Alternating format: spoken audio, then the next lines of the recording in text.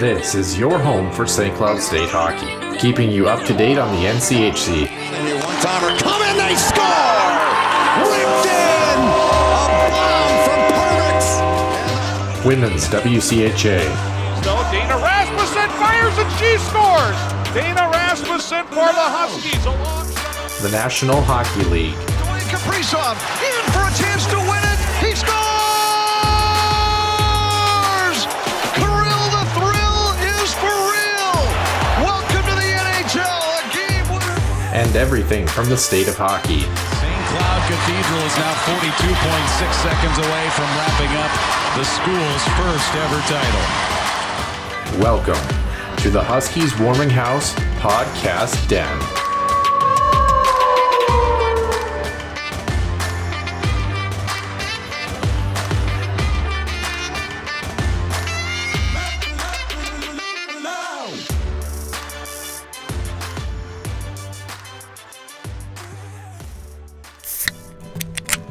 The Huskies Warming House podcast is also brought to you by the Soda Pod, home of NCHC college hockey news and more. Stay wild and up to date with new episodes throughout every week. Find them on Apple Podcasts, YouTube, and other podcast platforms. And welcome into the Huskies Warming House podcast, episode 180 here in the den. Nick Max and Noah Grant alongside, and we are quote-unquote into the hockey season, if you will, here on the Huskies Warming House podcast. We have a women's hockey recap to talk about, and I'll tell you what, Nick, as far as scoring is concerned, there was no lacking for the women's team here on the St. Cloud side this weekend in their exhibition games. A very good showing. Nick, you were there, so yeah. Not exhibition games. They're actually, non-conference games. Non-conference, yeah. But it's not that they scored; it's the ways they were scoring them. Right? They were creative in the offensive zone. They were bringing the puck in. They were, creating offense. They were using the width of the ice. And they were possessing the puck. And more importantly, the defense, the handcuffs are off. And as we talked to a couple of players after Sunday's game in the press conference, that is part of the game plan. Brian Adolski not only once, he actually expects all five players in the ice to contribute into the offensive zone, which is something we've never heard really. So at the end of it, let's say it this way, Noah. A lot of the other upper echelon teams in the WCHA, this is the sort of the systems that they run. Exciting times coming up for this women's squad. It's not that they just scored 10 goals on the weekend. It was the matter in which they did. They defended really well. Granted, Union College has had their struggles in the past, but Union competed hard. They were trying to get underneath the skin. There was a couple of after the whistle pushing in some, skirmishes. But at the end of the day, this St. Cloud team looks poised to, shall we say, make some noise. I really do believe that just by watching them play this weekend. Well, when you talk about Brian Adolski, there must be something in the coffee, if you know what I mean. It's very much a coffee very much a coffee connoisseur from all different areas. The man's got, how like people, they pick and choose and build their own, PCs. He's doing that, but just with his coffee. It's kind of a fun little. Yeah, and it was kind of a funny little afterthought because the last couple of times I've covered the women's team, press conference, it's 10 o'clock at night or 4 o'clock in the afternoon, and it's a fresh cup of hot Joe that's in his cup. And when you're drinking black coffee at 10 o'clock at night during a press conference, I had to ask him about it. And it's a Costa Rican blend apparently, or a Costa Rican bean, and it's a dark roast, and apparently he gets them from North Dakota, and he calls himself a coffee snob. So I would imagine that those beans aren't your off the shelf store bought generic stuff. I can only imagine he probably pays a premium for that coffee, and whatever he's drinking, it's working. And I guess everybody else is drinking the proverbial coffee in the locker room too, because this team is looking really good for the first weekend. A premium pay for a premium roast, I guess. I'm not really sure. 10 o'clock at night though, that's about on par with my schedule and my work schedule at that point. But obviously, speaking of work schedules here, the St. Cloud State Huskies on the men's side looking to get to work here, and they are going to be without another potential commit for the foreseeable future here. Some rumblings on social media about a commit that will not be coming to St. Cloud in the next coming years. We are going to talk about that. And then we have our preview for the last NCHC team that is not related to St. Cloud State as well. And it is a team that we do have picked at number 1 in the conference. We did agree with the media poll from NCHC Media Day. By the way, in case you were curious, we will talk about NCHC Media Day. Nick was there as well, too. We're going to hold off until next week because both St. Cloud teams do not play this weekend. So it seems a little bit more fitting with some downtime, quote unquote. We will be previewing the women's team next week as well, too. So we move on to the St. Cloud side of things, our final 2 previews after this week as well, too. So you won't want to miss it. We'll get started with episode 180 as we always do. Center Ice View News and Notes presented by HuskiesIllustrated.com and the Soda Pod. Center Ice View News and Notes. Center Ice View provides you with the best coverage of St. Cloud State Huskies hockey from game notes, recaps, photos, and more. Go to CenterIceView.com.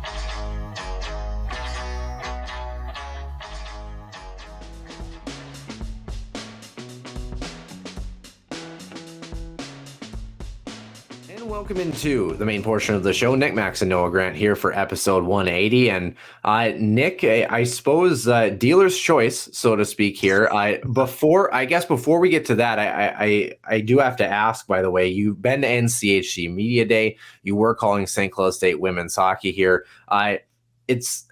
We're kind of at that point where it must feel good, I would think, on your end to finally get back in the swing of things, finally get back into the hockey season and kind of, dip your toe in for the first time into the new 2023-24 season.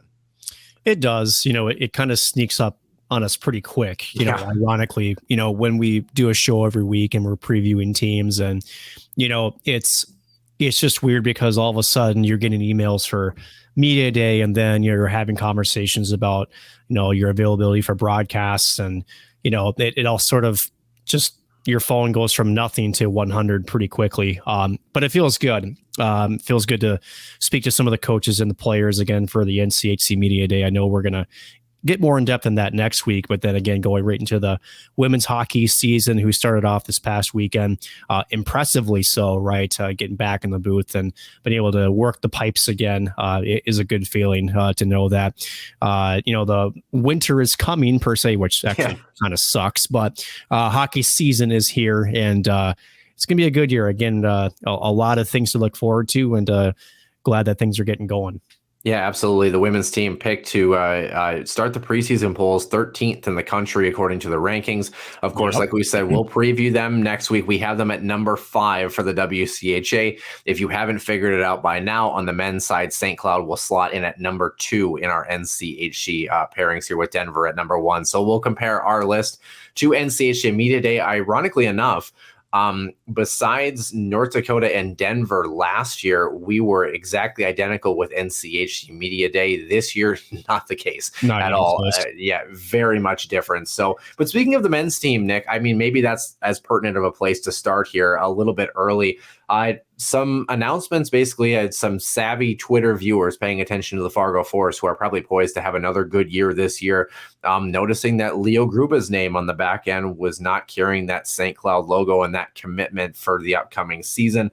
A lot of question marks coming out of that. And I think most notably, the first thing that was confirmed is, yes, he did actually decommit from St. Cloud. So that is what we know at this time from a source that I have talked to very close with the team. And again, I don't want to, we haven't heard it from the horse's mouth. I think it's important to lay that out first, is that Leo has not made a statement on this of any kind. So there is still that possibility that the story has been changed in some fashion. And I want to put that disclaimer out there because as much as I believe in who I've talked to, again, we haven't heard it from Leo himself. So there could still be other caveats to this as well. But from what I have understood, and we'll get more into what this has meant for St. Cloud in recent years and the talk of the number 13, you want to talk about that number in a different light. We'll discuss that in a second. But the conversation that I have heard is, and rightfully so, when we talked earlier on about how we believe some of these freshmen that were going to come in this season, we believe that he was a guy that was probably a yes or very likely to enter the fold. And if it wasn't going to be this year, it was definitely going to be next year. I mean, he's a player who can definitely play. We were a little bit surprised he didn't make the jump this year. Apparently the conversation is he really loves playing in Fargo. He really loves playing for that program, playing for the Force. And I know a lot of people, first of all, would say, well, but you could play Division I hockey. There are guys that they're at the level that they're at. They enjoy what they're doing. They're not rushing the process, so to speak. He's one of those guys. Obviously, his dad, played at St. Cloud State and knows the process of moving to the Division I level. If he felt like he enjoyed it in Fargo, that was his call. From what I've been told is that St. Cloud expected the same thing we did, was for him to make the jump this season. He did not. And apparently they were a little bit disgruntled with that. From what I've been told is that they had expected him to make the jump, were a little bit frustrated that he didn't. And then he was kind of at that point where now they're frustrated with him for not making this jump. There's a little bit of tension there. And he just kind of said, you know what? I don't feel right with this. I don't feel comfortable with this. I'm going to look at other avenues. And he decommitted from St. Cloud. I know it's not the most glamorous thing that people were maybe thinking when you first hear about the decommit from a guy who clearly probably could have played on this roster this year again. He really, I would imagine, would be at worst a bottom pairing guy to start the season. And suddenly he's not going to be in a St. Cloud sweater. Nick, for those who are looking for a little bit more flash here, I guess one, is there more flash, do you think, behind the scenes, or yes. is there another kind of direction that we can twist this? 100% to me, there's more flash to this. Because to me, and I think we should put this out there, Noah, is that, when I've seen the social media conversations, I'm sure you have too. Oh, St. Cloud's lost 13 commits. Well, first of all, let's define commit. If you just verbally commit to something, yes, you're technically not binded to that program, right? Yeah. So I find that a little bit misleading, number one. Because let's be honest, some of these kids are, verbally committing at age 17. Some of them go on to play another 2 years of high school, plus another 2 years of juniors. A lot of things can change, right? Yep. And they can even change in the span of a year, right? So I find that kind of a hilarious talking point, if you want my personal opinion. But when you examine, assuming your story and your sources have this dead on, right? And we don't have a reason to not believe it, but we don't, like you said, have it directly from Leo or from St. Cloud. So we're going with what we're being told and assuming it's true. Again, we don't know for sure. To me, there's more behind this, because you and I both know Brett Larson and that coaching staff as being very open, being very, we want to, that open door policy per se. And if there's anything that college hockey programs, especially at the Division I level, want, is once the book closes on one season, as tough as it is to transition, you're really opening the next chapter the next day, right? Yep. And a lot of that is touching bases with those recruits. And, you have your draft board, if you want to call it, right, of what your expectations are. I got to wonder if something changed on Leo's side. Yeah. Right. And it's not nefarious, it's not like it was intentional, but I do get the sense that if St. Cloud is as emotionally as invested to be upset about this decision, that tells me that at some point down the line, they must have either been told, or Leo must have been given them an indication that, yes, I'm coming, before perhaps making a switch. That's what I read, right? Now, again, he's got every right to do that. Yep. Right. You get one chance to play junior hockey. Now, some people will come back and say, well, he's got one chance to play Division I. Hey, you don't start your clock until you get on campus, right? So At the end of it, like you said, some people want to live out their entire eligibility. Some players, like say a Jack Peart, they have a cup of coffee in the USHL and then make it on as a true freshman. Every player gets that choice to make, right?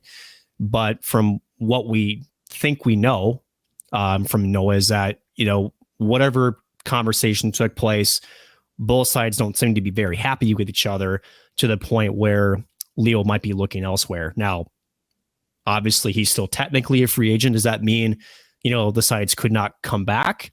Sure. Is it likely? Most likely not. That's how I read into it. I don't know if you agree with me on this, but, and at the end of the day, every player has their own, path to Division I hockey, those that get that opportunity. And the other conversations that drive me nuts is you're trying to group this all into one sort of generic,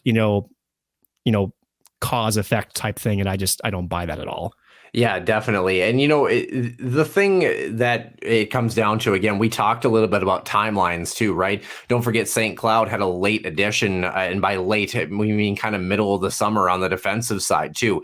Could that have played into the hand of where suddenly St. Cloud was surprised by the decision and had expected him to be there? Suddenly he's not, and now they're trying to make sure they fill a roster spot with another body that maybe they were going to wait on another year, for example, too. On the other side, I totally agree with you. It's a decision that is his to make. He doesn't have to go anywhere. And I'm really glad that you brought up the point about, the overall discussion. Oh, that 13 commits, in the last 4 years have not, showed up. For example, you brought up a really good name that we've gotten a chance to watch in the Null, and that's Chase Beacom, who of course is a great guy and, a very hard worker, good hockey player, but really didn't have the couple of seasons that St. Cloud really was expecting him to maybe have at that level. Suddenly, the discussion becomes, it's kind of the opposite. It's, hey, we still have interest in you. You're welcome to come in and try, but we don't see you in the roster spot that we had discussed previously, or we need more from you, or we need to have you, have another year. And guys look and say, well, Clarkson told me they were going to give me a full ride. So suddenly you start and look at that as, I shouldn't say it like that, but I mean, you start looking at other programs. You're like, maybe this is a different fit, where I could look somewhere else and maybe play somewhere else. And, the player thinks to go another direction.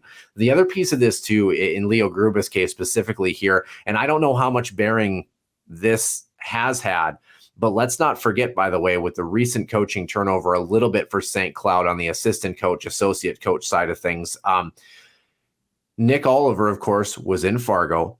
Now he's moving over to Wisconsin. From every player that I've talked to, that has played under Nick, that is playing with the Force currently, or people who have been close to that organization, they all said that he was a fantastic coach and everybody loved him.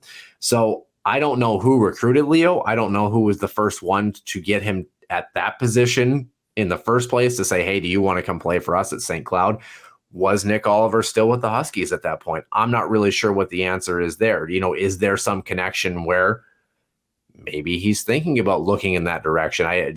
Someone on Twitter humorously said maybe let's be honest, Leo Gruba could make that Badger lineup potentially. Yes, he could. So I mean, there's a lot of facets at play here.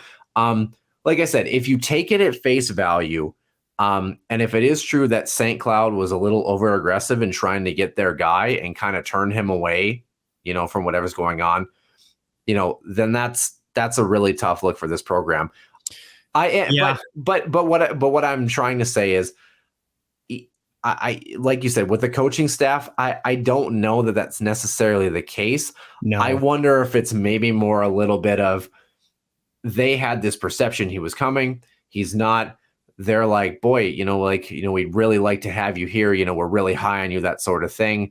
Leo's kind of maybe feeling the pressure of trying to make this decision, realizes, what, I feel uncomfortable with the situation. I just kind of want to back out and reassess my options and play another year in Fargo. It might just be as simple as that, where it's like a little bit of not miscommunication, but like uncertain communication.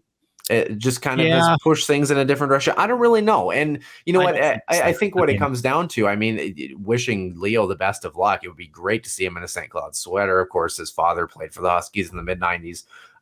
It would be awesome. He's a tough loss for this program. So I think that's why everybody is up in arms, because he is a great hockey player. But there's a lot of these verbal commits, like you said, that are on the other side that it's hard to, with the transfer portal, with the COVID rules, with everything else, to put a lot of stock in this. And what we've seen ultimately out of this time period in the last 4 years, there's a lot of guys who have been dead set on playing for a program, and suddenly a year later, or even in the moment, they flip and go to another program just like that. I mean, it has been ask Mankato State. Oh yeah.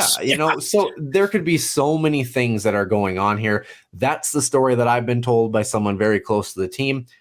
Don't know how much you want to pull out of it, but well, no, let's take it one step further, right? Again, Leo's case is unique, and I think we need to keep that in mind as we talk about recruits. And again, until that NLI is signed, it's just, sure, I'll come. That's really all it is, right? That's really all you're doing. Granted, in today's age of social media and whatnot, God, if you and I had that back, God, we'd be dead. But I mean, seriously, right? I think the perception that people make is when they, following or unfollowing on Instagram or making, that Twitter or X announcement, that's sort of some official binding agreement, when the reality it's not. Right. I think it just comes off as a more of an official announcement than it actually is. Right. So I think that complicates matters, especially for the general public. The other thing is, and I think, you were sort of leading into this, but let's take Chase Beacom, for example, right? Not to say that this is indeed what happened, right? But mind you, junior hockey at whatever level, it's a development league, right? And for some of these players that may be committed in high school, for example, a couple of Husky recruits currently, how about Nolan Road, right, for White Bear from White Bear Lake, and now going over to the USHL, number one center on his team right now. I forget exactly where he's at, but my point being is, let's just say that he looks the part, right? He's getting that ice time, is getting that role that the Huskies want. And if just for whatever reason, you just don't develop further in your game to the point where, the Huskies envision him to be in that spot, right? It goes both ways. I'm not saying that's what happened with Leo. Again, his case is a little bit different. Again, if you're asking my personal opinion, I don't think there was a miscommunication. I truly believe if the Huskies were this upset, and this is true, I truly get the idea that he probably said at some point during this last year he was coming, and whether you call it a change of heart or whether, again, he's relishing in his junior hockey eligibility, which again are totally fine, but I can't imagine St. Cloud being upset if there was even a shadow of a, shall we say, a doubt that they knew about. I get the sense that they really did expect him to come. We're probably told at some point he was coming, and then perhaps maybe quote unquote were blindsided. Again, we don't know. At the end of the day, the player gets that choice. St. Cloud obviously has, licked their wounds and moved on. But again, you can also understand too, from the fans' perspective, ours, that watch and follow the game, and from St. Cloud, you understand the talent of this young man, and how this one stings a little bit more, just because it seems like maybe there possibly wasn't enough communication. Maybe the role that they talked about after the season had changed, and maybe there's some avenues there. We just don't know.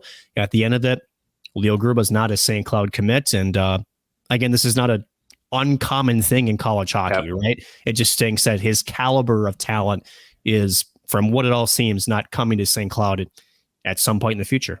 Yeah, and it's not something that I want to probe too deeply. And what I mean by that is, obviously some connections, had, some of the players that are on that team skate with us in the summer. And at the end of the day, it's not something that I want to poke and prod about, because it's Leo's story to tell, and it's his decision that he's allowed to make. And it's like, we really, it's not really our purview necessarily to, pull out that information if it's not something that he wants to talk about. So, like I said, it's done. Yeah, so. It is. What's also done is, pardon my French, a total ass kicking by the St. Cloud State women's team last weekend. 10-1 combined scores here for this St. Cloud women's team. On Saturday, they win 6-1. And then on Sunday, they win 4-0. A great showing for this program. Of course, we start on Saturday, Nick. Shots 36-20 in favor of the Huskies, including a pair of 15 spots in the first and third period, respectively. Very good numbers to start the season. 2 goals in the first, 1 in the second, 3 in the third. Union's lone tally came in the second on the power play late into that period. Dale Ross scoring. Emma Gentry had 2 in that first contest. 3 points total. Yeah, Grace Wolf, Katie Kaufman on the power play, and Avery Farrell all finding the back of the net. Clara Himlarova tallying a point as well. So good to see upperclassmen. Speaking of multi-point games, by the way, Grace Wolf, multi-point game. Ella Onick, multi-point game for her as well, too. So St. Cloud going 2 for 4 on the power play, by the way, and having much better success than last season in the faceoff dot. 34 wins, 24 losses in that grouping. And as far as goaltending wise, JoJo Chobak obviously doing a very good job stopping 19 of 20 that she faced in that first contest, Nick. This was a game from start to finish. I mean, you're looking at success in the faceoff dot. You're looking at success on special teams. You're looking at goaltending. You're looking at goal scoring here, Nick. Killing off 2 of 3 penalties against Union gets the 1 power play goal for their lone marker on the weekend, Nick. All things considered, not a bad start to the weekend for St. Cloud on that Saturday. No, and I think Brian Adolski said he felt like the first period was a little flat, and can't say I disagree with that assessment. He also said that in game number 2. Also would not disagree with his observations. But again, St. Cloud, when they got their feet moving, this team was a well-oiled machine. You could really see it. He was rolling 4 lines for most of that game. And more importantly, game number 1, 4 of the 6 defensemen registering a point. Yeah. And again, that's going to be a theme that, is going to continue throughout the season, and something that, let's put it this way, from the time that we certainly have covered it, but going back quite a while, Huskies have never really had an offensive threat from the blue line really in a while. And it's not just the fact that they have the talent, but it's part of their game plan. And we're going to see that as we go through the season. And this is just a completely different team offensively this year, even compared to a year ago, which was better defensively, still better in some areas of the ice, but now it feels like it's a more of a complete team. Not to say that they're most talented, but now they've got some firepower, not just a pushback. They got a shovel, they got a bulldozer.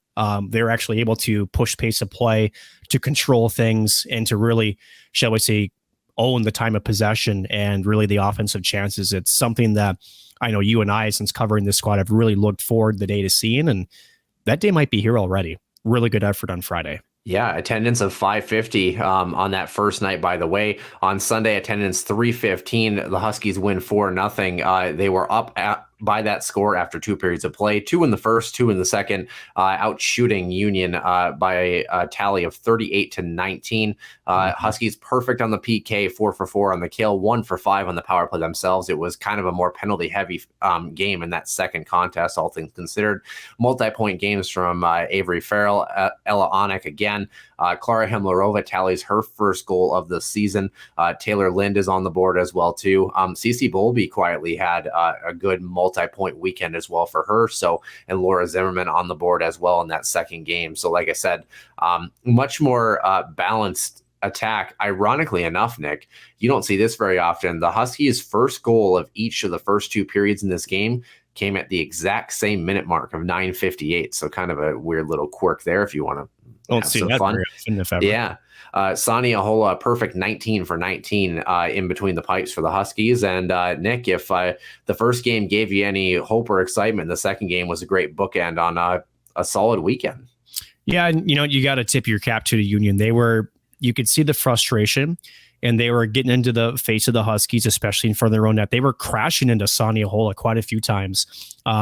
And good for players like Emma Gentry and even Ella Onik. They pushed back. They got their players away from their netminder who, Sani Ahola, the one thing that I know when you watch her game, if you're a goaltending, fiasco, which I'm not going to claim I am, but her rebound control, super, super good, right? She wasn't giving up second or third opportunities there in front of the crease. So she does make it easy for the defenseman. But again, Union was pushing. And they were doing whatever they could do to try to get underneath the skin of the Huskies. I thought emotionally they kept things in check. They definitely didn't get pushed around in their own building either. So they held serve, put the numbers on the scoreboard when they needed to. And again, defensively, still very rock solid. Great transition. Again, very solid at their own blue line, attacking, basically forcing them to give up the puck. And those 19 shots, a lot of them in very low scoring areas too. So a complete effort. Again, they kept their foot on the gas, get the first series sweep of the year. And again, just weathered the storm of you could tell you in college, a little frustration in game number 2, especially towards the end of the first when things just weren't going their way. Yeah, Huskies also doing well in the faceoff dot, by the way. 32 out of the 57 total faceoffs in the contest as well. Good success in puck possession from the drop of the puck, literally and figuratively. Nick, wow. Yeah, a great start for this program, Nick. I think that, we talked about them trying to get the ball rolling early and making sure that they were ready, in that first weekend, really just to kind of set the tone, regardless of what the results were, that they were playing the right way, Nick. And I think that that's kind of where I want to go here. When you got a chance to see this team in their first weekend of the season, and you've kind of alluded to it a little bit here, it wasn't necessarily just what we just talked about on the stat sheet. It really was the pace of play, the methodology, the structure behind it, Nick. I guess if you had to pull one thing that you like to see improve for this team and one thing that you felt was highly successful for this group and a really promising sign early, what would you pull out of last weekend? Holy cow. The offensive zone possession was much better than I've ever seen this program have. More importantly, they look like a 5-woman unit out there. The defensemen were active. So they were involved in all of the opportunities offensively. They got the green light to jump into the rush. We saw it a few different times. So that to me is the biggest improvement that you saw week one is offensively, they're an actual unit. It's not just 3 skaters. It doesn't look like they're, shall we say, carrying the puck just for the sake of carrying it. They're carrying it with a purpose. The players without the puck are going into those dirty areas. Again, they're going into the zone in layers too, so there's passing lanes available, and not just filling in space. Right, they're using their motioning and essentially their lanes to create passing lanes too. Right, so at the end of it, they're finally starting to organically create their own offense, and that's not something we've seen from the Huskies in quite some time. To clean up. Sometimes a little bit in the defensive zone. I felt like sometimes they maybe over pursued just a little bit.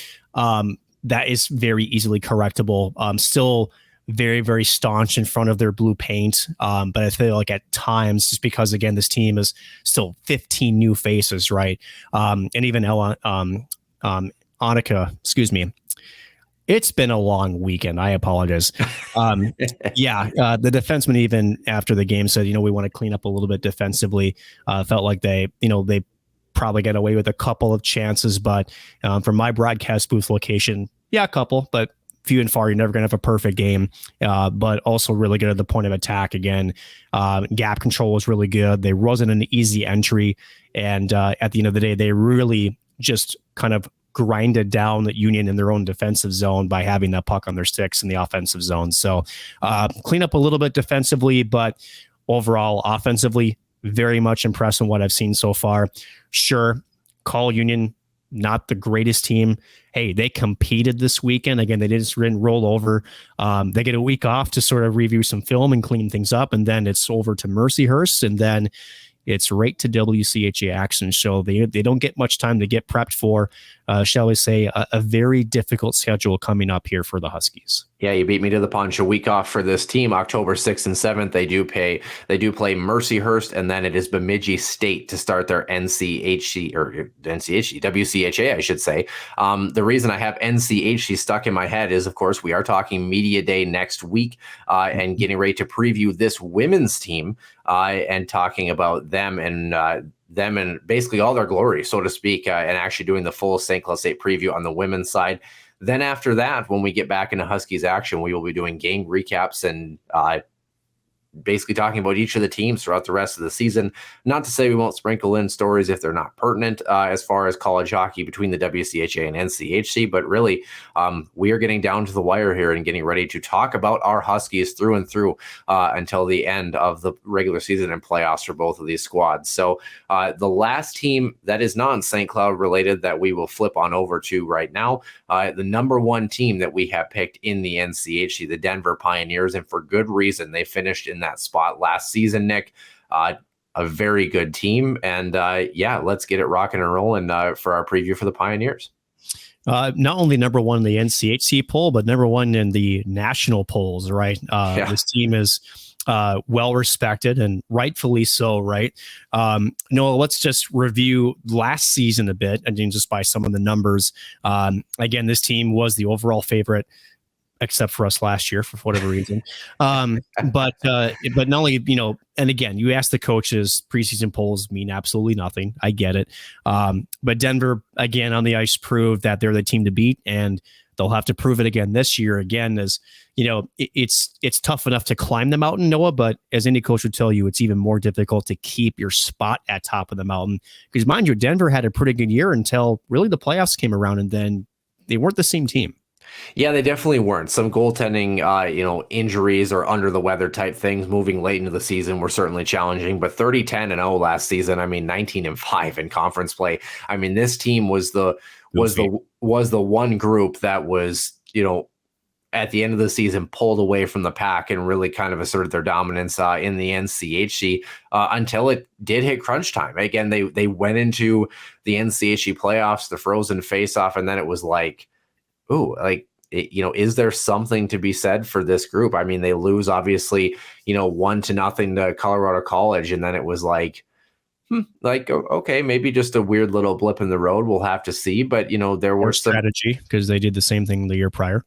Well, yeah, exactly. And I'll throw this out, for good measure. I was one of the few people that picked Cornell to beat Denver just based on what we saw. We were really, when we did our brackets, it was like, I don't know about this DU team, and we ended up being proved right. A 2-0 loss that ended their season against Cornell early on in the NCAAs, and the NCAA championship repeat bid was not to be.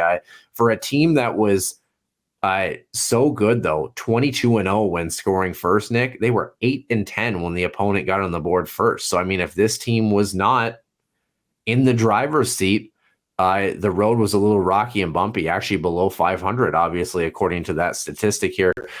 Same thing when they outshot their opponent. They were 24-4, 5-5 when being outshot. So if you were able to, it sounds obvious, if you were able to play this team tight, you were able to have a chance. But if you were able to be, it's from what I would say, opportunistic.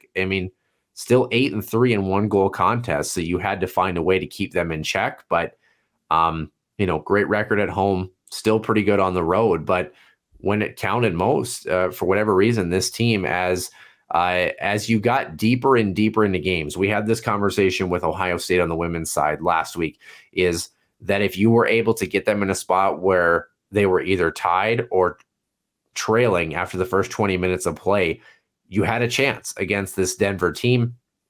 What do you pull out from this group that outscored opponents 150-86 in the season, outshot them by over 250 shots total over the course of the season?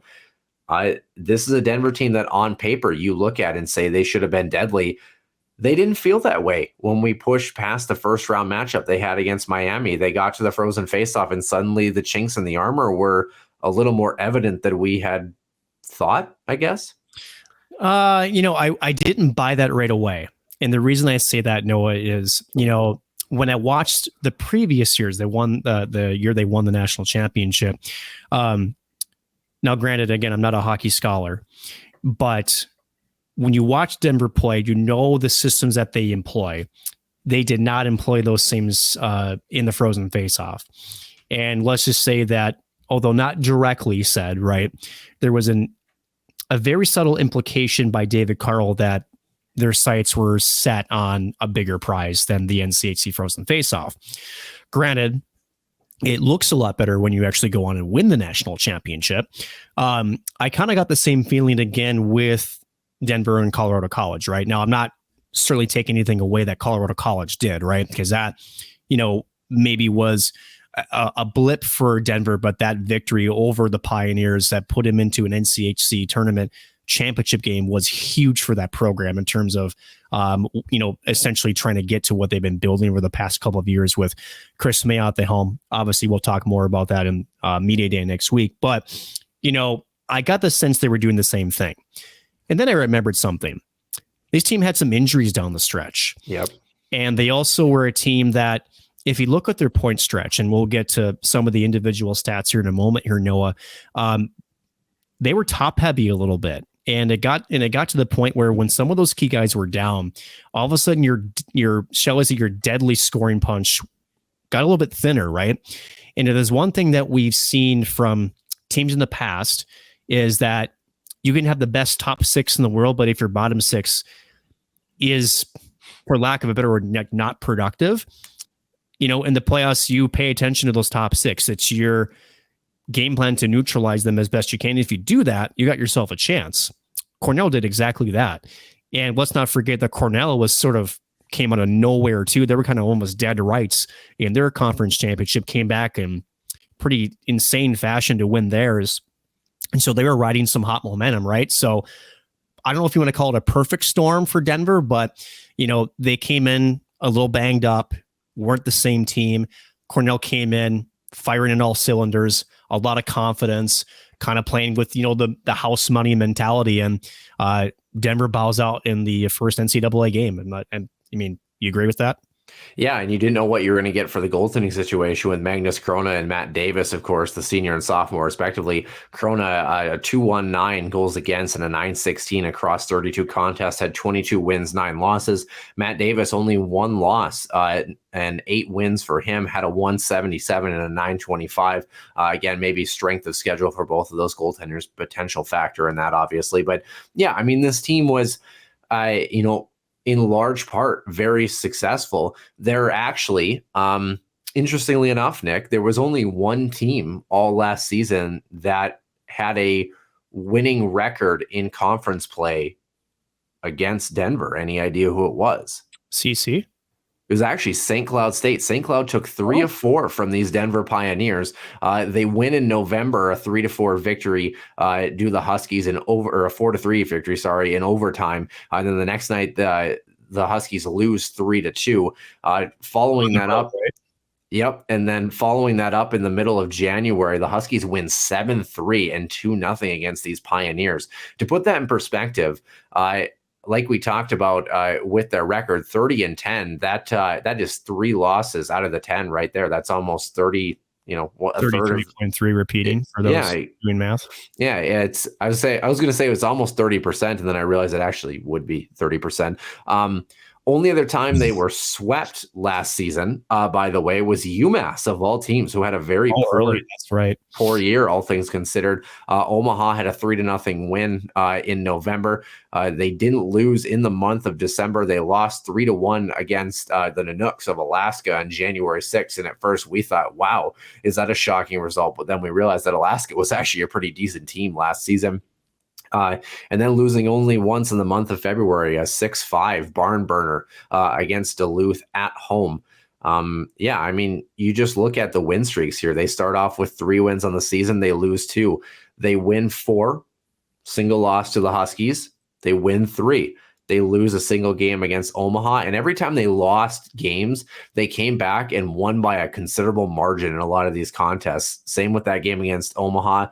They end up winning 7 straight heading into January, lose to the Nanooks. They win 3 and lose 2. January was by far their least productive month as far as wins and losses are concerned. Winners of 5 straight. They lose to Duluth. And then, Nick, they win another 6. Including that first round against Miami, and suddenly just, weren't able to put it together. And, what's interesting, we talked about the dominance of the NCHC, Denver, no exception, of course, national championship the year before. We've talked about Western Michigan, for example, their recent woes after finding success in the NCAAs the year before. Omaha is still looking to kind of jump over that gap a little bit.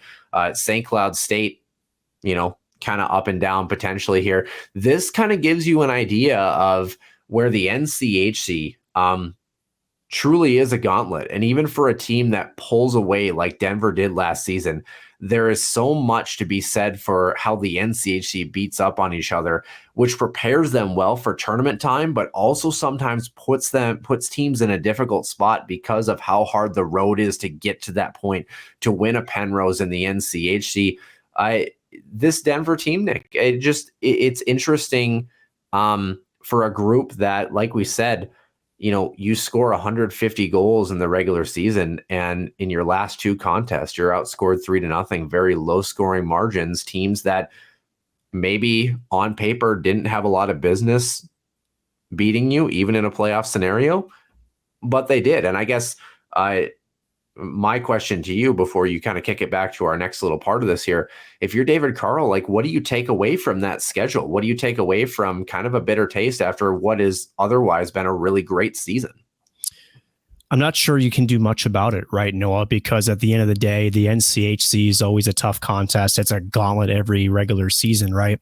But you can't control the schedule, right? You can't. You have to go out and you have to take it game by game, and I think if you ask any of the coaches in this conference, I think, obviously you would like a winning record, but I think you'd like to get there healthy too, which is tough in this conference, right? And obviously St. Cloud knows that sometimes it's not even an on-ice incident where it can kind of put things on the rails a little bit when their captain goes down, with a knee injury. So at the end of the day, I sometimes this is the way that's hockey, right? Where, I'm not sure because you can't approach it differently.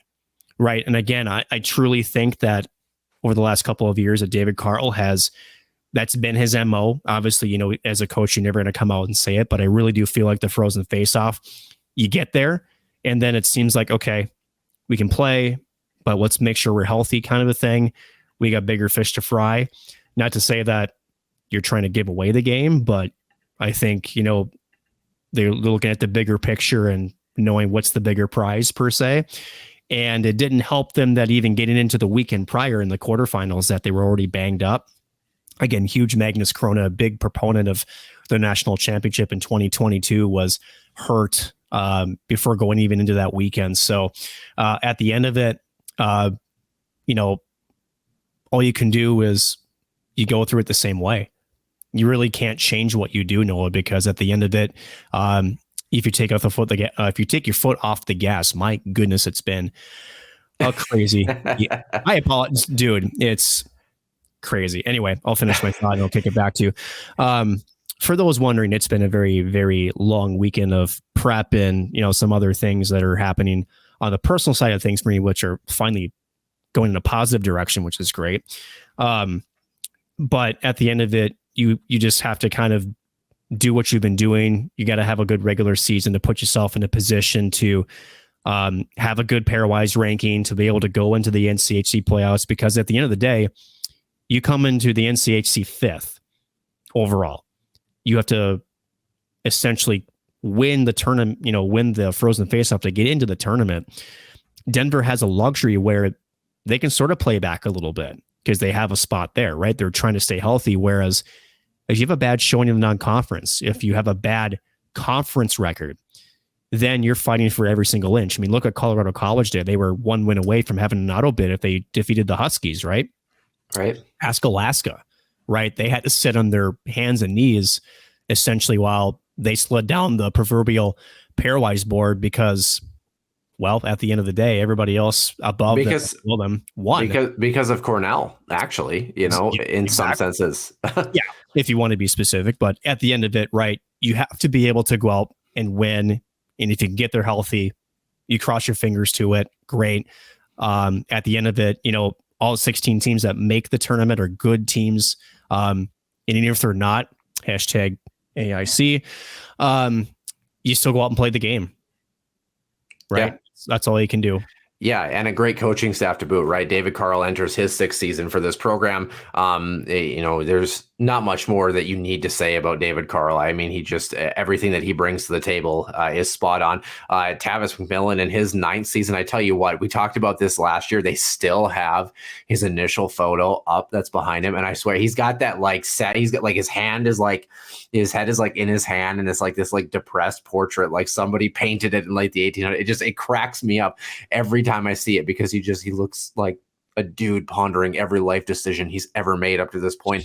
And then Dallas Ferguson in his 6th year, and then Ryan Massa as well in his 3rd season, rounding out the coaching crew, Nick. I mean, this is a group that, like most of these teams, are in the NCHC. They have a very good captain and crew at the helm trying to run the ship here.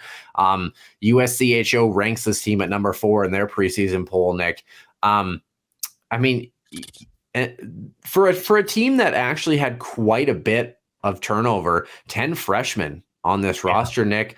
I mean, we have them at number 1 in the NCHC. I mean, is this a team that could still have a little bit of flux, all things considered? I mean, there's always that chance, right? Now, granted, you look at the 10 freshmen, they're pretty damn good freshmen, right? But again, that helps.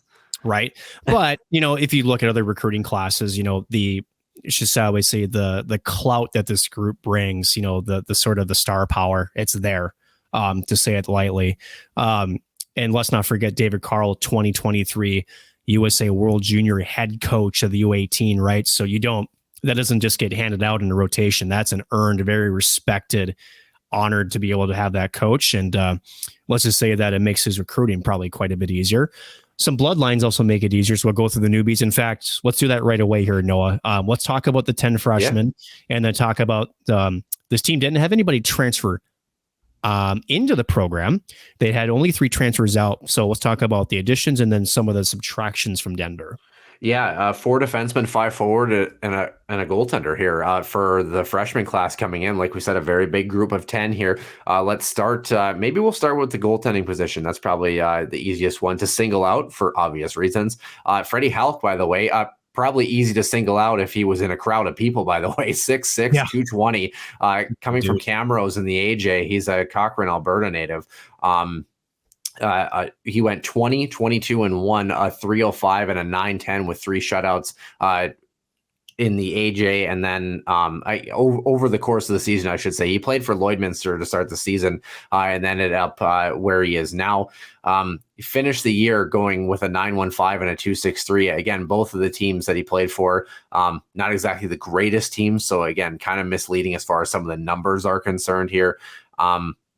But yeah, very curious to see. I mean, with that size, if you can get him to anticipate play well enough, I mean, you're talking about a team that is looking forward on the stat sheet here. Magnus Corona, of course, finishing his senior year last season. Matt Davis will be a junior this upcoming season. Jack Caruso, of course, would be a senior this year. Only had 3 contests for him last season where he saw any sort of action. So adding another goaltender in the mix, it's never going to hurt for this group.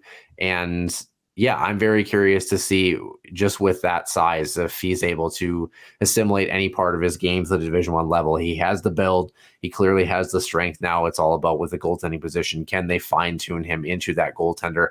I don't know that he's going to get a real great look, I would say, in his first year. Not to say that it couldn't happen.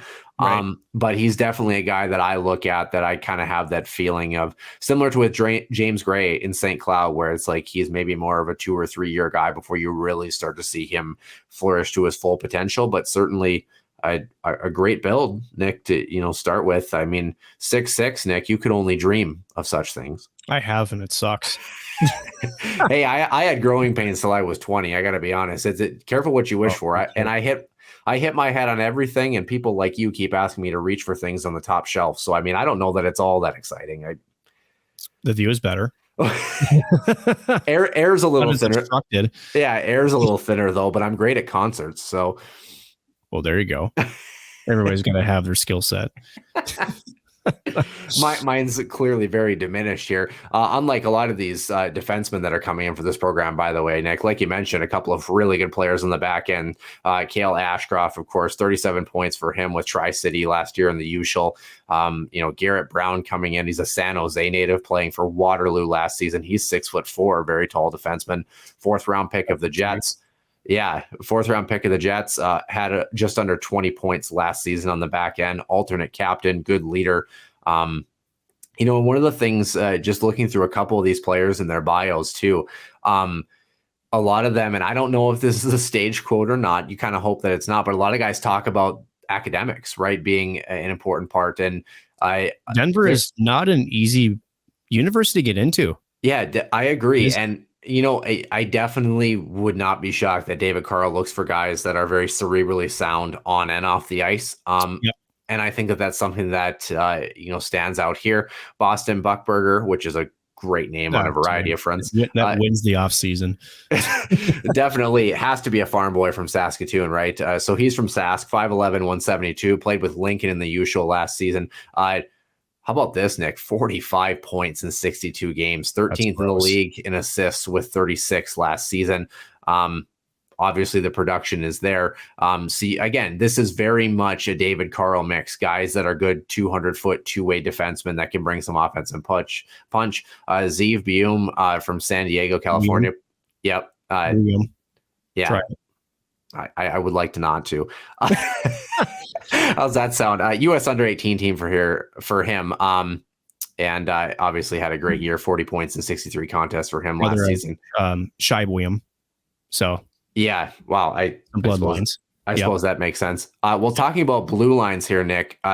Again, Denver picked first for a reason because of this group, this defensive core. That you look at all of these guys, and again, you've got 4 players, and you're like, man, it's hard to see any of them sitting, not dressing for these games. I would say that's got to be a pretty good start for the Pioneers.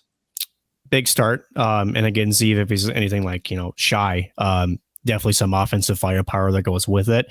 And as you mentioned, a good two-way defenseman with all 4 of them. Again, if you were Denver, David Call preaches the hockey IQ side of things. And let's just say that, those programs, the U18 program, Tri-City, Waterloo, and Lincoln, all really good development spots for defensemen. And again, their accolades and their stats would seem to support that. Yeah. Forward side here, Nick.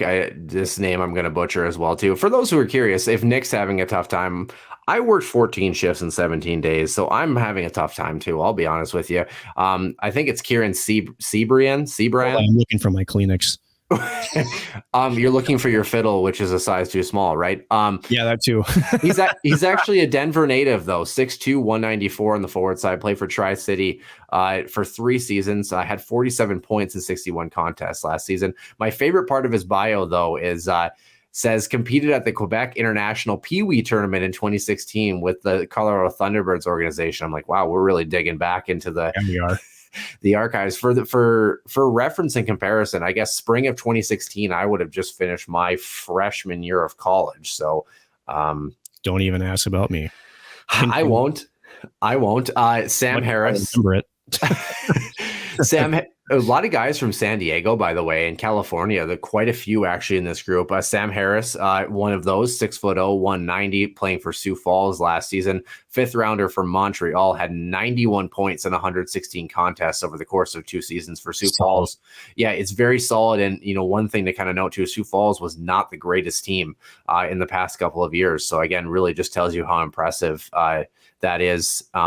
Peter LaJoy, coming from Danbury, by the way, in the Null. And imagine getting the hell out of Danbury. My gosh. For those who don't know, Danbury was bad last year. Like, what, 7 and 50 some for their record? Like criminally bad. The worst, we were looking it up because we were trying to see how they compared. They swept their last weekend of the regular season, though, the only time they did all year.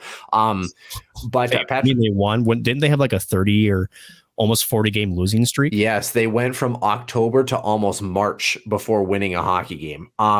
God, it was bad. So we were looking at what one of the worst teams, was, how many wins it was. And I think we ended up finding out, I think it was 5 wins total on the season was the worst team. It was some team back in 2005, 2006, the first year that they started keeping stats. For comparison, by the way, the Minot Minotaurs, their first season in 2011, they only won 7 as well. So, yeah, not great for Danbury. Coached by Patrick Stepan, by the way. So, boy. Well, maybe coughing up too many pucks in the open nets. Yeah, you definitely don't want to roll over, like a hockey puck over a hockey stick. That every time I watch that, though, you got to feel for him. Could have happened to literally anybody. There's no way.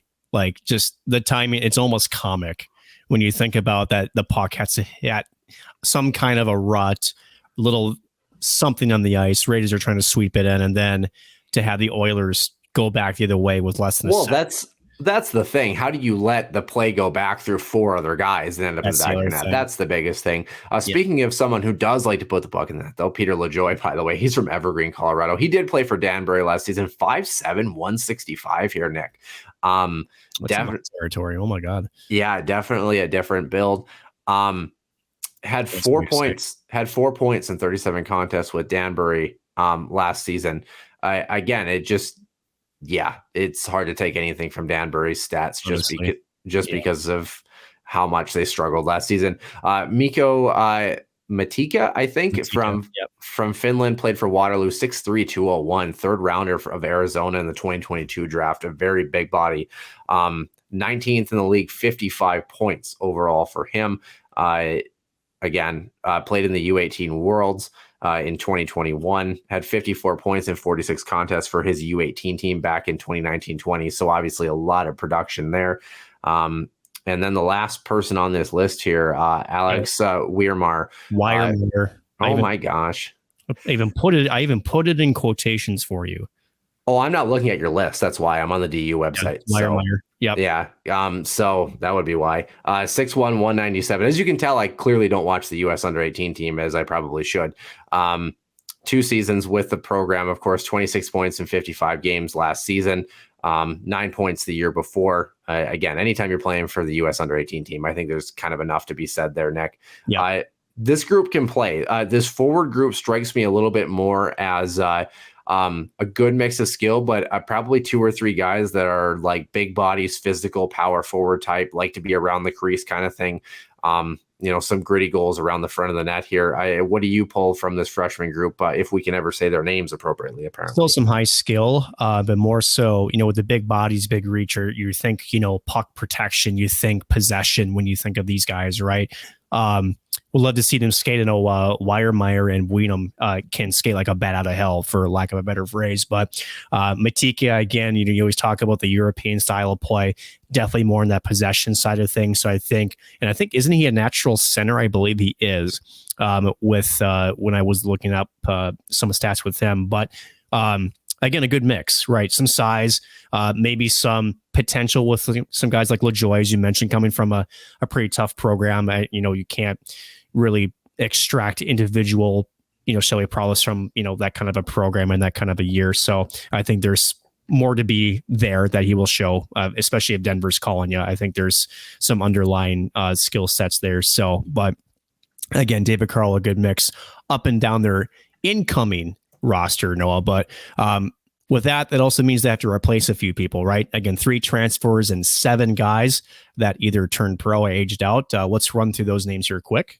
Yeah, definitely. And I was trying to pull up the Rink Live's transfer portal thing because we don't have it listed here. And of course, I can't get it to load. So I wonder if I can find it here.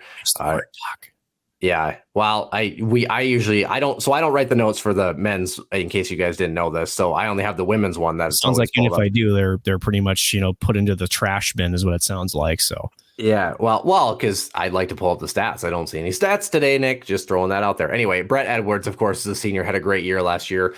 He's headed to Northeastern. Owen Cesar is going to be a junior this upcoming season. He's headed to Bowling Green, which, yeah. Oh boy. I'm just going to step around that one. Yeah. Tyler Haskins, he'll be a sophomore this upcoming season. He's headed to Mankato. That's a bit of a interesting. And Haskins actually had, if I recall, actually played in a fair amount of the games for Denver. In fact, I've got their 13 media day, and I think the 13 games. It was 13. So yeah. Not too surprised there. I mean, he wants more opportunity. I bet Mankato's going to give it to him. So not too surprising. Yeah. Owen Azar had 6 points last season, and Brett Edwards, if I can find it here, I just had it up and I couldn't find it. Brett Edwards actually had 5 points in 38 contests last season. So Casey Dornbach, of course, he aged out. He had a tryout offer with the Minnesota Wild. He had 34 points in 40 contests last season. That's a tough loss, of course. After his senior season, Mike Benning, who, of course, we really have raved about, he was 4th on the team, also with 34 points. Of course, the highest scoring defenseman on this group. He's with the Florida Panthers organization. Kyle Mayhew as well. He's headed to the Colorado Eagles. Lane Krenzen, the defenseman, has aged out. Magnus Krona, of course, with San Jose. So again, we talked about the goaltending piece here. Are they going to take a look to see if Matt Davis is going to be the guy, or is Jack Caruso or a freshman goaltender going to get? Or do they rotate? Do they do a 1-2? Who knows, right? Yeah, it'll be interesting. Justin Lee, of course, on the back end.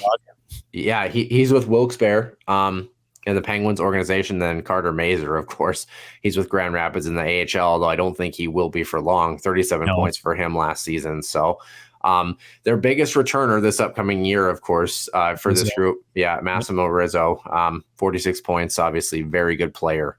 Yeah, I mean, this team, Nick, they just find a way. Like you mentioned, when you're talking about, David Carl's Pioneers, through and through. The guys that return always seem to get better. They seem to play cohesively very well as a unit. And I would say Denver is probably one of the easiest places for freshmen to find success because they are well insulated with a veteran-laden core. And they're guys that are ready. It's not guys that are thrust into the limelight too early. It's guys that are almost overripe and ready for the opportunity. Right. It'll be exciting for this Pioneers team. Even with the amount of turnover, it's not often that you see that much turnover for a team that we have picked number one in the conference. But like I said, all the parameters that we've outlined above, it's hard to count. As much as we've talked about Duluth in years past, about their success at playoff time, right now, Denver is the team that it's hard to count them out of anything until you finally see it before your eyes, because they are poised, I think, for another great season. They really are. And they're going to have to start it off on a pretty tough note for their schedule, right? Well, so let's talk about that briefly here, Noah. Actually, starting with 4 on the road to open up, and they're not short traveling. They're actually going to head to Fairbanks. They're going to open up on the road against the Nooks on the 7th and 8th. And then from one coast literally to the other, they'll travel out east to Providence to face them on the 20th. After a week off, and then at Boston College on Saturday. So a back-to-back out east before coming home to face Augustana and then Air Force, and then a home-and-home with Colorado College as their first NCHC conference opponent. They do then go non-conference for now and travel to Tempe to face Arizona State before opening up the bulk of their NCHC schedule and 1, 2, 3 weekends at home, Omaha, Yale of all teams, and then North Dakota to round out December before finishing off essentially the virtual first half on the road against the Broncos at Kalamazoo. So it's not an easy first few weeks for this squad. No, again, a lot of travel, and especially for a team that has got 10 freshmen in it, right? This is going to force them to really try to be ready early, because as we've seen with St. Cloud in years past, right, sometimes your non-conference schedule can be a little bit of a buoy in terms of the pairwise. And, granted, the Alaska teams have kind of seen a resurgence, but this is not an easy schedule to get things started. Yeah, certainly not. Fairbanks will be an interesting test to see how that Nanooks team responds. They lost quite a few bodies last season. Week off, like you said, before playing the Friars and the Eagles. And then that Augustana Air Force weekend, it actually flip-flops with CC. So they have Augustana the first night, Air Force the second night. CC is flipped. They have Air Force the first night and Augustana the second. So that's kind of a cool little 4-team soiree, so to speak. And then they get to see the Tigers the week after. So you get to kind of put that litmus test to the test and see how they match up against other teams. And then, of course, the gold pan battle there. And then Arizona State, Omaha, like you mentioned, starting to get into the bulk of that NCHC and future NCHC action as well, too. So, I mean, I like the schedule. I mean, it's definitely an interesting mix. I think one of the things that, and of course, schedules are set well in advance, but I think if you're David Carl, you've got to like the fact that you had great success in the conference last season.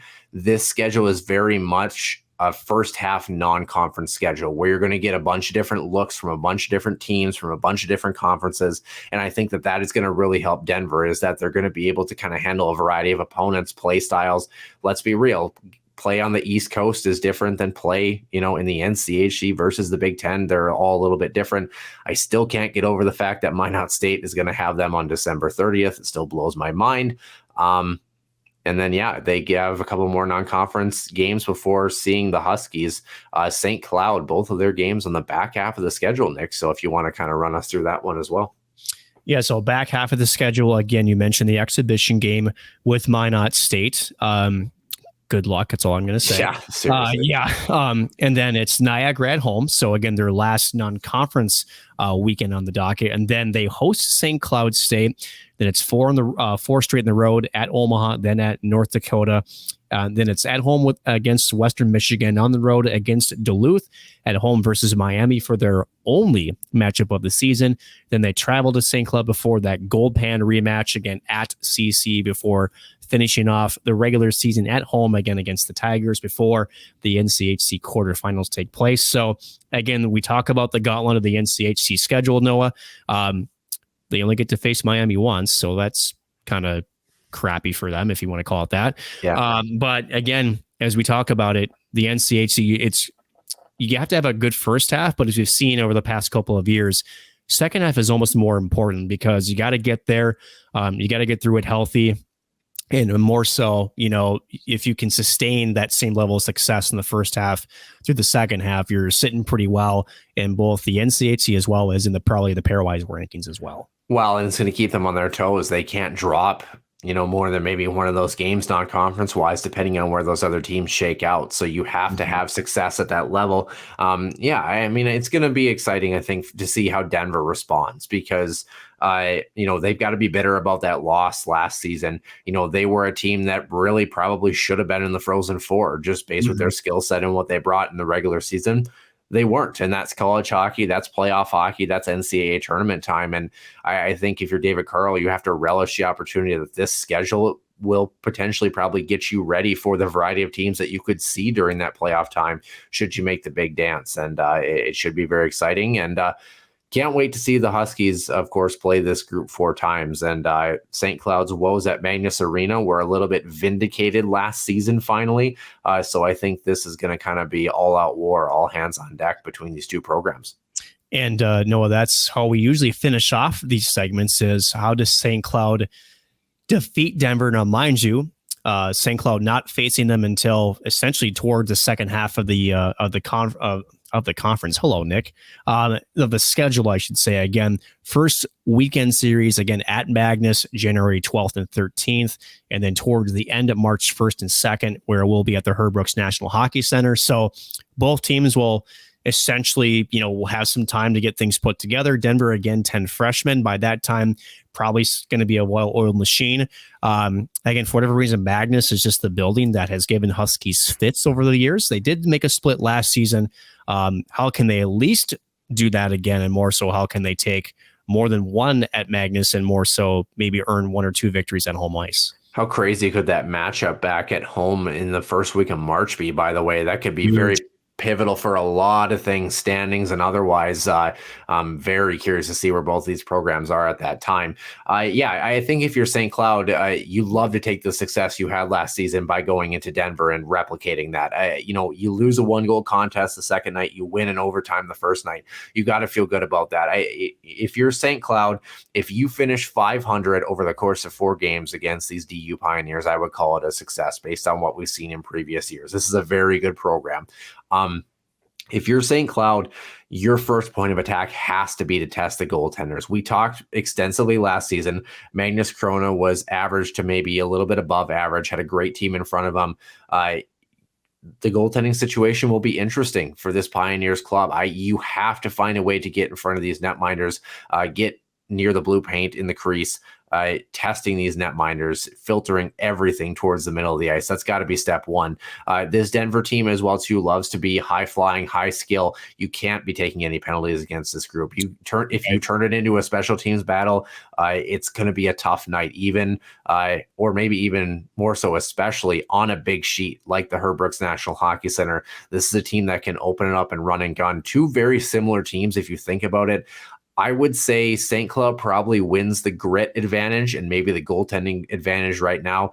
Denver's got some serious high-end skill on their roster and potent offense where it doesn't take much for them to find the back of the net. So you have to be able to limit chances in the middle of the ice defensively, and you have to create them on your own offensively. Transition game is going to be vitally important. Got to make sure you're not outnumbered and outmanned if turnovers occur. And you got to take care of the neutral zone as well, too. Basically, what it comes down to, Nick, is if you take care of all 3 zones and score more than the other guys, you're probably going to have a really good night. So, what are you thinking? I'm John Madden, by the way. Oh. You're missing the telestrator. That's the only thing you're missing. Oh my gosh, those were the days. To me, also, for them, because again, it's not that you can slow down their high flying attack, I think, but you can kind of contain them a little bit, right? So how do you do that? You can do it 1 or 2 ways. If you can do them both, you're sitting pretty good, right? First of all, your bottom 6 have to generate possession time. You have to sort of grind down this Denver defense. It's one thing that actually Minnesota State was doing very, very well for the first 40 minutes of that national championship game before Denver kind of started to find ways to get out of it. But when you do that, when you hem Denver in, their team, because they're so good in, efficient breakouts out of their zone, that they really struggle with sometimes the simple plays, the relief plays, the pop plays. They don't like to do that. I mean, David Carl almost preaches that if we can find a way to exit the zone with the puck on our stick, that's the way we're going to go. And, it's basically a last-ditch effort if we have to give it up and try to retrieve it again. So that's one. And number two is similarly for St. Cloud in their back end. I think you have to attack at the defensive blue line. I think you do have to force them to give it up and go back and get it again. One thing that St. Cloud, I think, does have maybe a slight advantage is, again, you got to remember the top four for the Huskies on their D-line are good. Jack Peter, I think, really took a step, especially in the absence of Dylan Anhorn. You still have Josh Lidke back there. Just those three. If you can be first on the puck and have good support from wingers and centermen down low and efficiently break out of the zone before they can establish their really good forecheck, you do yourself a lot of favors. So that is, again, the challenge, right? Is, Denver, they skate very well. They know how to, shall we say, take away options. They know how to sort of obscure their forecheck a little bit with some of the more modern ways that they're doing it. But if you can find a way to turn the puck up ice quickly, especially if it's below the red line, you're sitting pretty. That's how you have to do it in my vantage point. And as you mentioned, St. Cloud has D that can get the puck to the net. So it might be just that simple to get the pucks through. Denver does like to block shots when they're in their defensive posture. So if you can get it through those layers and then look for those rebounds, especially on goaltenders that maybe, aren't Magnus Corona, for lack of a better word, you give yourself a chance. Yeah, actually, oddly enough, I was thinking about how much they would miss a guy like Leo Gruba, in that lineup against these Denver Pioneers. You just like to twist the knife unintentionally, don't you? Well, if you want to maintain a more calmer posture here, Nick, and you would like to learn all about your Huskies, by the way, and the guys that are currently on the roster, CenterIceView.com and Huskies Illustrated, great place to go. You're home for all things St. Cloud hockey, latest news and photos of your favorite Huskies. And a good chance to stay wild and up to date with all things in the state of hockey with the Soda Pod, great sponsor of the Huskies Warming House podcast. And very excited as we get ready for hockey season here, Nick. Next week is NCHC Media Day recap. We'll kind of compare those preseason rankings to where we have all the teams kind of shaking out and really talk about your thoughts. You've got a chance to listen to the majority of the happenings at Media Day. So we're excited to talk about that. Always fun to break down that day and then look back on it in about 6 months and go, wow, we were wrong about that. Everything, actually, but that's pretty right. much. Next week will be our second to last preview for the series of 16, last one on the women's side, WCHA preview number 5, the St. Cloud State Huskies women's hockey program. Excited to jump into that. And the following week, we'll be recapping both the women's and the men's games, as both teams are now finally underway at that point. And the men's recap for their NCHC preview at number 2 to follow. And then from there on out, Nick, it is all hockey all the time here on the Huskies Warming House podcast. Anything else great time. Like you said, it really kind of felt like it snuck up on us, though. I mean, we had it marked on the calendar, but oh yeah, you kind of, I don't know. It's almost like it's there, but it's not like you're, in a prison cell. You're not marking tallies every day. So you're not. Oh, I suppose I better get the roofing and wall company here to maybe. I mean, I've been doing that. Should I not have been? I was excited. Are you using Sharpie or are you using a clothespin? More like what do they sneak into, under the wraps there? They're in the cafeteria. I say a prison shiv's a prison shiv. I don't. Yeah, right. Anyways, moving on. Jeez, you can tell it's that definitely the end of the episode.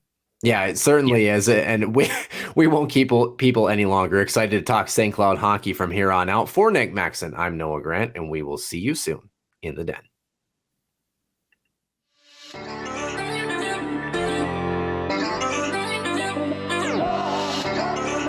One-timer coming, they score! Ripped in! A bomb from Perix! So Dana Rasmussen fires and she scores!